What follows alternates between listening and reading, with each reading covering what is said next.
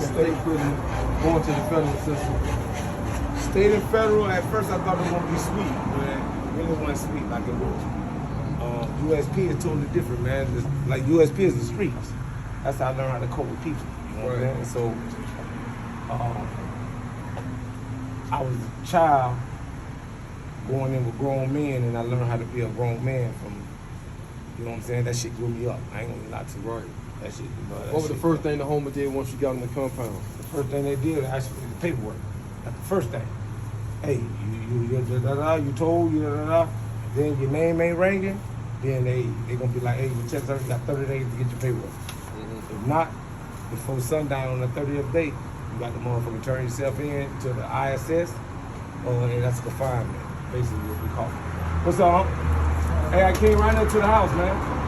I need a scooter battery. I'm doing the interview. We're gonna do your next. What I was saying was, Cause you look nice tonight. It's like you got 30 days. Once the sun go down, they tell you the sun go down, and you got paperwork in 30 days, they're gonna send your ass up top. Basically, you know what I'm saying? So you gotta turn yourself in. If not, they're gonna hit your ass. They're gonna hit you with the knives. You get your ass up top. Right. Who's gonna be most likely? Who do that? One of your own boys? Yeah, it'll be with your partners. Whoever in your car, the Florida car, it will be the Florida car. Or they might put a hit, they might got some other niggas from another state to put a hit on you, you know what I'm saying, from another state. Or they won't let nobody fuck with you unless they let somebody fuck with you, you know what I'm saying? State to state gotta ask the head man, like Booby from Miami was our head man before I left. That was in 2009. I left Kobe too. That was 2009. Booby was the head man. So everybody got to go through Booby to, you know what I'm saying, to actually, you know what I'm saying, what's going on, or if, you know what I'm saying, we call a meeting or whatever with Florida or the South or whatever. You know what I'm saying, everything go through Booby, and Booby let us all know that they trickle down. That's how that works. What was some of the things you seen go down in there? Man, I seen rapes. I seen the stabbings, a whole bunch of stabbings. The first day I got to that bitch, man, shit. He told me, he said, sir, you ever been locked down 6 months out of a year? I said, man, hell no, I ain't finna be locked down 6 months out of a year. So he said, yes, you will. So he said, you in the USP, sir. He said, man, listen, this stabbing's damn near every day. Every time we let y'all off the compound, that it's gonna always be a stabbing. You know what I'm saying? And like 3 or 4 days, a week later, maybe you might go 2 or 3 weeks if we playing football or we playing some type of sport to keep everybody entertained. But otherwise than that, it's still gonna get around the compound. There's something going on. It's still gonna shut that bitch down. Like far as, you know what I'm saying, they're gonna let everybody know, hey, it's gonna be low key. Hey man, listen, something such finna go on. This car finna go through it with this car. Once these cars go and finna collide, man, y'all about to go and get your canteen. That's what it say. About to stack up the next 3 days. You about to stack up your canteen. So then we finna be locked down for a while. And then when they come, boy, it be like at least 20 niggas, at least 20 niggas, man, going at it on each side, 20 and 20. So it's hard. And then you got the mans in the tower, they shooting down and everything. So it's like. Have you ever seen one of the officers shoot somebody on the compound? Yeah, listen, I was the 99 ride. The 2009 ride. If you can look it up, it's in the papers, and it was on national news. 2009, it was the Sir 13th from from California against I want to say the little small Mexicans, man. What they Pisces? Pisces. You hit around the head, and it was on the Pisces. There's a big thing on the yard. We only playing football on the field. We playing football. So as we playing football, first we thinking the Indians. Then they're going around the track around us. So we looking around. We spooked because we the only ones that's on the field. Everybody else in the inside because it's cold as a bitch. So anyway, make a long story short. Man, they just ran at each other. We thought they were gonna run at us, so we ain't got no knives because we playing football. So you know what I'm saying? Everybody start putting up the knives up, start digging them up out of the ground, where you got knives that stuck everywhere. You know what I'm saying? Everywhere you go, you stash your knife. But like I say, man, the dudes they circled around us in the track and they attacked each other. And when they attacked each other, it surprised the shit out of us because we was like shocked and we was like out of you know what I'm saying? We was out of like we wasn't ready for war. But them boys were ready for war. Them boys hit every last one of them. They shooting, they killing them. Cause they killing niggas right there on, you looking at it, they hidden. They shooting the bitches with guitars, they shooting everything, man. They beating bitches with guitars. And the officers trying to break it up. They beating the officers, stabbing the officers also. But they running behind each other, man. I seen the man dude get hit, man, with a 5.56, an AR-15. He hanging that bitch out the window. I'm looking at that bitch. He hit his ass. Wow, man, you see that shit come right through his motherfucker, his back towards the motherfucking chest.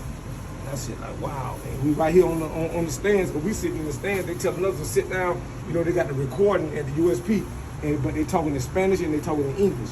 So as they talking, you know, we paying attention to it, but we got to lay on the ground like this right here. And this bitch, it's like these dudes from they stabbing everybody. We ain't got no knives, so we're laying on the ground like this right here, man. Everybody got up on the bench. You know, and they say, fuck that shit. We ain't gonna do that. We just sat on the bench. You know what I'm saying? Just let that shit go. But they ran around us and they just shoot their ass up. Who y'all had the most issues with? Washington. DC? Washington, D.C., because we the biggest. Us in D.C. the biggest, because you know everything in federal, everything in D.C. is federal. You know what I'm saying? So you catch any kind of charge, so all their people go straight to the feds. Yeah, straight to the feds. So you know what I'm saying? So, but Florida, you know, we got the best athletes. They got the best athletes when it comes to basketball and all this. So we competing. We got some bad athletes in basketball too, and in football. So we were raw, and we basically play tackle, but it's flag football, but it's like tackle. So we playing 10 people, 10, 11 people on the field. It's 10 people on the field altogether. But it's like I said, it's very competitive. With us in Washington, with everything we do, we got to beat Washington, and that's the main issue. Describe the homies from Washington, D.C. What's up with the homies from Washington, D.C.? They fuck niggas. They pussies. That's all they want to do. The Muslims too. Fuck Muslims. I hate them fuckers. That shit is fake to me. They all fuck niggas. I hate them, bro. And no disrespect to nobody. But to them niggas from Washington. You know what I'm saying? I hate them niggas because I always go through it with them, dog. And I hate them because a bitch ain't finna talk to me any kind of way anyway. You know what I'm saying? That's how I feel. Because if I don't do all this stuff, shit out you. You assume they're on a different type of time than everybody else? Yeah, they're on a way different type of time. I don't know what they on that gay shit. They on that fag boy. They can have a girl and a man. You know what I'm saying? That shit like cool with them. They don't like, you know, the Muslims runs with the Washington, D.C., because the majority of them, they Sunni Muslims. And Sunni Muslims, they all run together. You know, all the Muslims, they stick together. So it's just like a big gang, that's all it is the Muslims that's up there. You know what I'm saying? So, I mean, you know, they like push back from the Islamic Muslims, but because they say they're not real. But because it's a made up black, you know what I'm saying? It's a made up thing. You know, over the years, but all the other races were Muslim, but they accept them enough that they ain't gonna let nobody fuck with them. You see what I'm saying? Right. So you did all your time at Coleman? Yes, you know, Coleman and Mariana. Mariana, I had to go take the RDAP program, and I had to do that for 18 months, and after that, I got out. Yeah.